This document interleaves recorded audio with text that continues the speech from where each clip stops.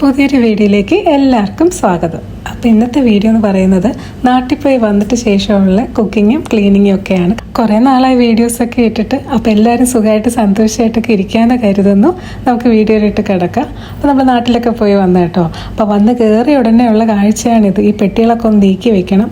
ഇതൊക്കെ ഒതുക്കുന്നത് പതുക്കെ ചെയ്യണം. അപ്പോൾ ഇത് 2-3 ദിവസമായിട്ട് എടുത്ത വീഡിയോസാണ്. ക്ലീനിങ് ഒറ്റ ദിവസം കൊണ്ട് തീരത്തില്ലല്ലോ.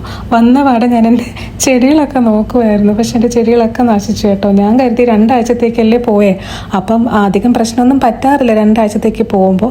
പക്ഷെ ചില ചെടികളൊക്കെ നാശമായി പോയിട്ടുണ്ട്, ചിലതൊക്കെ ഇരിപ്പുണ്ട്. പിന്നെ സാധാരണ നാട്ടിൽ പോയിട്ട് വരുമ്പോൾ ഞാൻ കുറച്ച് ചെടികളൊക്കെ കൊണ്ടുവരാറുണ്ടായിരുന്നു.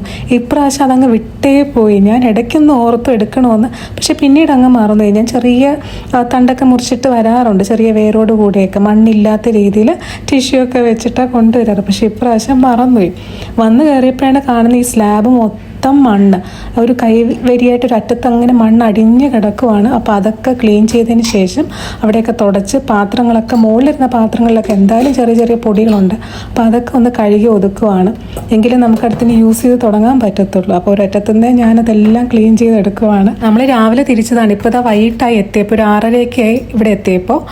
അപ്പോഴത്തേക്കും ഇതാണ് പണി. വന്ന് കയറിയപ്പോഴേ ഈ പൊടികളൊക്കെ, നമ്മളിത് ക്ലീൻ ചെയ്യാതെ നമുക്കിനി പിന്നെ ഒന്നും ചെയ്യാൻ പറ്റത്തില്ലല്ലോ. കിച്ചണൊന്ന് ആവാതെ നമുക്കൊന്ന് ചായ ഇടാനോ ഒന്നും പറ്റത്തില്ല, അത് കണ്ടുകൊണ്ടിരിക്കാനും പറ്റില്ല. അപ്പോൾ ഡ്രസ്സൊക്കെ ചേഞ്ച് ചെയ്യും മുന്നേ തന്നെ അതൊക്കെ എത്രയൊന്ന് കഴുകി സ്ലാബും വൃത്തിയാക്കി കഴിഞ്ഞാൽ പിന്നെ ബാക്കി തറയൊക്കെ പതുക്കെ ചെയ്യാമല്ലോ. പിന്നെ വിചാരിക്കുന്നുണ്ട് തറയെല്ലാം നമുക്കൊരു ക്ലീനിങ് ഏജൻസിയെ വിളിച്ചൊന്ന് ക്ലീൻ ചെയ്താലോ. ഞാൻ ഇന്നേ വരെ ആരും പുറത്തുനിന്ന് വിളിച്ച് ചെയ്യിച്ചിട്ടില്ല. പക്ഷേ ഇപ്രാവശ്യം അങ്ങനെ ചെയ്യിക്കാമെന്ന് കരുതുന്നുണ്ട്. കാരണം ബാത്റൂമും എല്ലാം മെനക്കെട്ട് കിടപ്പുണ്ടല്ലോ. അപ്പോൾ എല്ലാം ഒറ്റയടിക്ക് അവരെങ്കിൽ ചെയ്തു തരും. മറ്റത് ഞാനിനി ഓരോ ദിവസമായിട്ട് ഓരോന്നായിട്ട് ഒറ്റയടിക്ക് എനിക്ക് എന്തായാലും പറ്റത്തില്ല. ഓരോ ദിവസമായിട്ട് ചെയ്യാമെന്ന് വെച്ച് കഴിഞ്ഞാൽ അത് നീണ്ടു പോവുകയും ചെയ്യും. അപ്പം അത് നാളത്തേക്ക് പ്ലാൻ ചെയ്തിട്ടുണ്ട് ക്ലീനിങ്കാരെ വിളിക്കാനായിട്ട്. അപ്പോൾ പുറമേ ഉള്ള ക്ലീനിങ്ങും ഡസ്റ്റിങ്ങും ഒക്കെ ഞാൻ ചെയ്ത് വെക്കാമെന്ന് കരുതി. അപ്പോൾ എല്ലാവർക്കും കൊടുക്കാൻ പറ്റത്തില്ലല്ലോ, അത് തീരത്തുമില്ല. എന്തായാലും 2 നില ഉണ്ട്, അപ്പോൾ അത് തീരത്തില്ല. അപ്പം ബാക്കിയുള്ള ചെറിയ അറ്റകുറ്റ പരിപാടികളൊക്കെ നമ്മൾ എന്തായാലും നമ്മുടെ സൈഡിൽ നിന്ന് ചെയ്ത് വെച്ച് കഴിഞ്ഞാൽ അവർക്ക് അത്ര എളുപ്പമായിരിക്കും ചെയ്യാനായിട്ട്. അപ്പോൾ ഈ സ്പൂണിലിരുന്നത് എല്ലാം എടുത്ത് വെച്ച് കഴുകുവാണ്. പൊടി എന്തായാലും കാണും, നമ്മുടെ കണ്ണിന് കണ്ടില്ലെങ്കിൽ അതിൻ്റെ ഉള്ളിലോട്ടൊക്കെ എന്തായാലും കാണും. ഗ്ലാസ്സിലൊക്കെ കഴുകിയെടുക്കുവാണ്.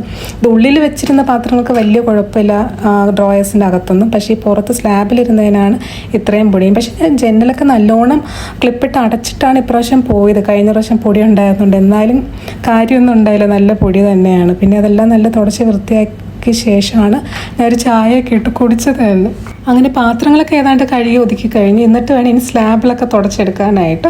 അപ്പോൾ ഇതിനെ ഞാൻ സൈഡിലോട്ട് നീക്കി വെച്ചതിന് ശേഷം സ്ലാബൊക്കെ തുടയ്ക്കാൻ തുടങ്ങുകയാണ്. പിന്നെ അത് മാത്രമല്ല, പഞ്ചസാരയും ഉപ്പും ഒക്കെ ഇട്ടിരുന്ന ടിന്നിലും എല്ലാം പുറത്ത് നല്ല പൊടി പിടിച്ചിട്ടുണ്ട്. ഇനി അതും എല്ലാം തുടച്ചെടുക്കണം. സ്റ്റൗവും ഒന്ന് തുടയ്ക്കണം. അങ്ങനെ ഒത്തിരി പണികളുണ്ട്.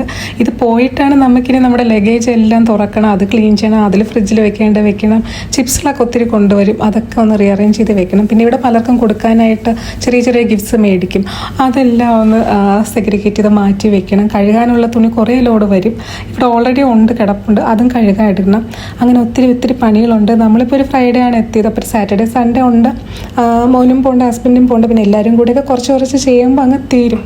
പിന്നെ അത് മാത്രമല്ല, പണ്ടൊന്നും ഇവിടെ ഉറുമ്പും പല്ലിയൊന്നും ഇല്ലായിരുന്നു കേട്ടോ. പക്ഷേ ഈ അടുത്തായിട്ട് നിറയെ പല്ലിയും ഉറുമ്പ്, ഈ കറുത്ത ഉറുമ്പ് നിറയെ ഉറുമ്പുണ്ട്. ഈ അകത്ത് നിറച്ച് മണ്ണായേ പിന്നെ ആ മണ്ണിലിപ്പം നിറയെ ഉറുമ്പുണ്ട്. അപ്പോൾ അതൊക്കെ ഒരറ്റത്ത് നിന്ന് ഞാൻ ക്ലീൻ ചെയ്യുവാണ്. എൻ്റെ ബാക്കിലോട്ടൊക്കെ ഉറുമ്പുകളുണ്ടെന്ന് അതൊക്കെ ഞാൻ തുടച്ച് കളഞ്ഞു. പിന്നീടാണ് വെള്ളം നനച്ച തുണി വെച്ചിട്ട് ഞാൻ ഈ ടംബ്ലസിൻ്റെ പുറത്തൊക്കെ തുടച്ചെടുക്കുന്നത്. അപ്പോൾ നല്ല തരിതരിപ്പായിട്ട് പൊടി ഇരിപ്പുണ്ട്. അപ്പോൾ അതൊക്കെ തുടയ്ക്കുവാണ്. എത്ര തീർന്നെന്ന് പറഞ്ഞാലും വീണ്ടും ഓരോന്ന് കാണുമ്പോൾ വീണ്ടും തുടച്ചെടുക്കുവാണ്. പിന്നെ ക്ലീൻകാർ വന്നാൽ തന്നെ അവർ ഈ സ്ലാബൊക്കെ തുടച്ചും കയറി കേട്ടോ. ക്ലീനിങ് ഏജൻസിയിൽ നിന്ന് വരുന്ന അവരും നന്നായി ക്ലീൻ ചെയ്ത് തരും. എന്നാലും എൻ്റെ സമാധാനത്തിന് ഞാനൊരു സ്റ്റെപ്പ് ഒന്ന് ഓട്ടിച്ച് ക്ലീൻ ചെയ്യണം, എന്നാലേ ബാക്കി നമുക്ക് എന്തെങ്കിലും ചെറിയ രീതിയിലും കുക്ക് ചെയ്യാൻ പറ്റത്തുള്ളൂ. കാരണം ക്ലീനിങ്കാർ വിളിച്ചപ്പോൾ അവർ രാവിലെ ഒന്നും ഫ്രീ അല്ല നാളെ വരാനായിട്ട്. അവർ എത്തുമ്പോഴത്തേക്ക് നാളെ എന്തായാലും വൈകുന്നേരം ആവുമെന്ന് പറഞ്ഞിട്ടുണ്ട്. 4 മണിയെന്നാണ് പറഞ്ഞത്. അപ്പോൾ എത്ര ആവുമെന്ന് അറിയത്തില്ല. അപ്പോൾ അതിന് മുന്നേ നമുക്ക് എന്തെങ്കിലുമൊക്കെ ഉണ്ടാക്കണം. അപ്പോൾ അതിനായിട്ട് ഞാൻ എല്ലാം ക്ലീൻ ചെയ്തിട്ടുണ്ട്. ഇതാണ് നമ്മുടെ ലിവിങ് റൂമിൻ്റെ അവസ്ഥ കേട്ടോ. ഡൈനിങ്ങും ലിവിങ്ങും ഒക്കെ വാരി വലിച്ചിട്ടിട്ടുണ്ട്. ഇനി അതൊക്കെ ഒന്ന് ഒതുക്കണം. പെട്ടികളൊക്കെ കുറച്ചൊക്കെ തുറന്നിട്ട് ഇത് അടുത്ത ദിവസമാണ് കേട്ടോ. അപ്പോൾ അടുത്ത ദിവസം നമ്മൾ ആ പെട്ടിയിൽ നിന്ന് തുറന്ന സാധനങ്ങളൊക്കെ ഇങ്ങനെ മേശപ്പുറത്തൊക്കെ കിടപ്പുണ്ട്. അത് ഞാൻ ജാം ഇപ്രാവശ്യം കൊണ്ടുവന്നു കേട്ടോ. നാട്ടിലത്തെ ഇവിടുത്തെ പൈനാപ്പിൾ ജാം എനിക്ക് അങ്ങോട്ട് ഇഷ്ടപ്പെടുന്നില്ല. അപ്പം ഞാൻ ജാം കൊണ്ടു. അപ്പോൾ അതെല്ലാം ഞാൻ ബബിൾ റാപ്പൊക്കെ ചെയ്തിട്ടാണ് കൊണ്ടുവന്നത്. അപ്പോൾ അതെല്ലാം അഴിക്കുന്ന പണിയാണിപ്പോൾ. അപ്പോൾ ഒരു ദിവസം അഴിച്ച് പിന്നെ അതൊക്കെ ഇനി റീഅറേഞ്ച് ചെയ്ത് വെക്കണം. അങ്ങനെ രാവിലെ ബ്രെഡും ജാമിലൊക്കെ ഒതുക്കി അതേ നടക്കത്തുള്ളൂ. പിന്നെ ഉച്ചയ്ക്ക് എന്തായാലും ഉണ്ടാക്കണം. അങ്ങനെയൊക്കെ. അടുക്കള ഒരു വിധത്തിൽ ഒതുക്കിയിട്ടാണ് ഞാൻ ഡൈനിങ് റൂമിലോട്ട് എത്തിയത്. അപ്പോഴാണ് മേശയിൽ ഇത്രയും അധികം സാധനങ്ങൾ. നിങ്ങൾ ഇനി നോക്കിക്കോണം, ഈ മേശ ഇനി വീണ്ടും കുറേ സാധനങ്ങൾ കാണും. എത്ര ഒതുക്കിയാലും അടുത്ത കുറേ സാധനങ്ങൾ ഇവിടെ കൊണ്ട് തന്നെ നമ്മൾ വെക്കും, വീണ്ടും ഒതുക്കണം. ഇതാണ് അവസ്ഥ.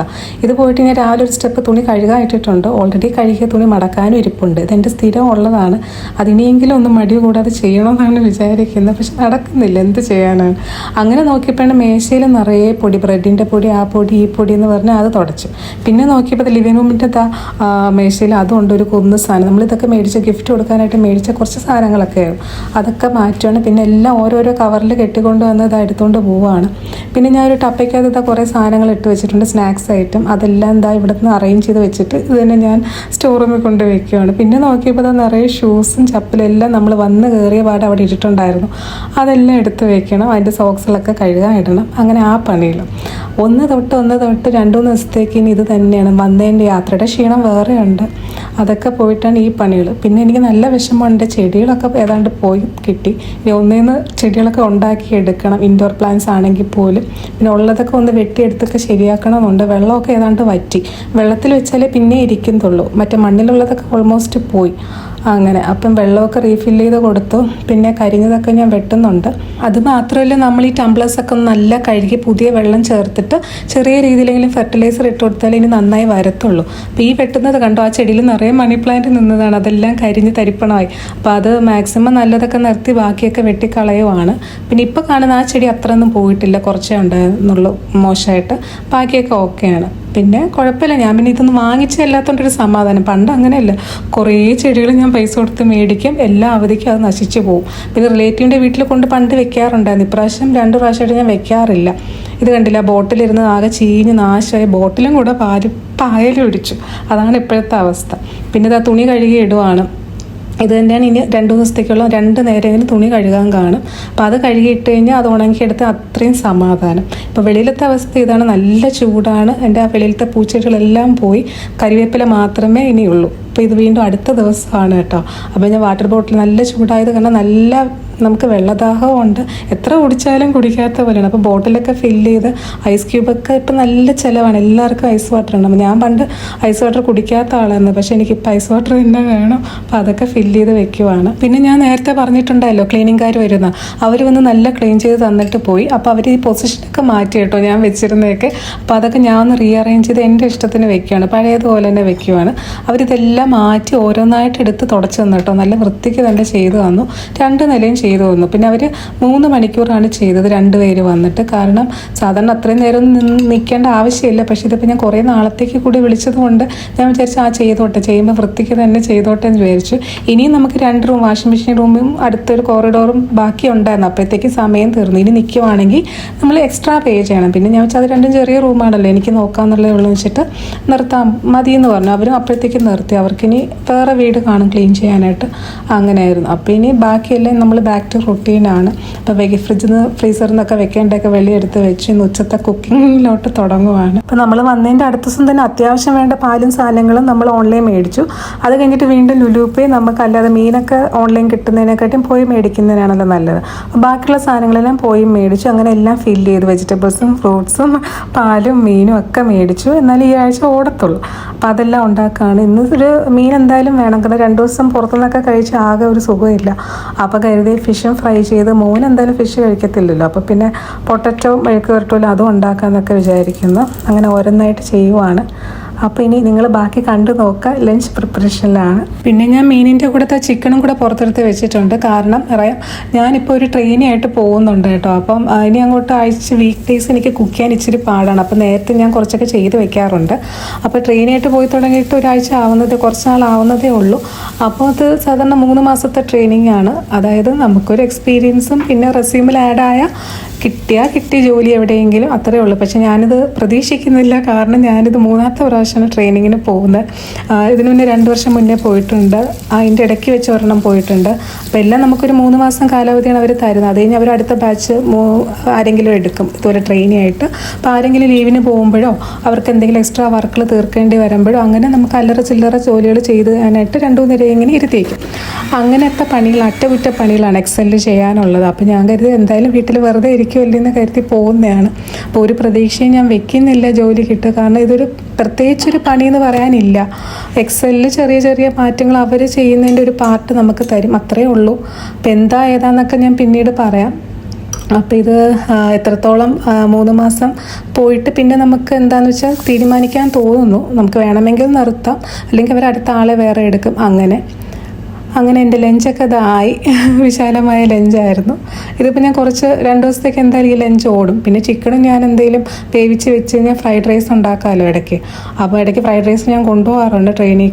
അതിന് പോകുമ്പോഴത്തേക്ക് ഹസ്ബൻഡിൻ്റെ കൂടെ പോവും, ചിലപ്പോൾ ടാക്സിയിൽ പോവും. അങ്ങനെ മോനും രാവിലെ പോകണം, അപ്പോൾ എല്ലാം കൂടെ നടക്കത്തില്ല. അപ്പോൾ കുറച്ചൊക്കെ ഇങ്ങനെ കടല വേവിച്ച് വെക്കും. അങ്ങനെയൊക്കെയാണ് ഇപ്പം പോകുന്നത്. അപ്പോഴത്തേക്കും എന്താ ചായ കുടിക്കാനൊക്കെ ഉള്ള സമയമായി. പിന്നെ നാട്ടിൽ നിന്ന് കൊണ്ടുവന്ന ചിപ്സും ഉണ്ട്, അതൊക്കെ പൊട്ടിച്ച് ചായയൊക്കെ കുടിച്ച് റിലാക്സ് ചെയ്തിരിക്കുവാണ്. അങ്ങനെ നമ്മൾ നാട്ടിൽ നിന്നൊക്കെ എത്തി അതിൻ്റെ ഒരു റിലാക്സിങ് മൂഡാണ് ഇനിയിപ്പോൾ. അപ്പോൾ ഇത്രയൊക്കെ ഉള്ളൂ ഇന്നത്തെ video. Thanks for watching. Bye bye.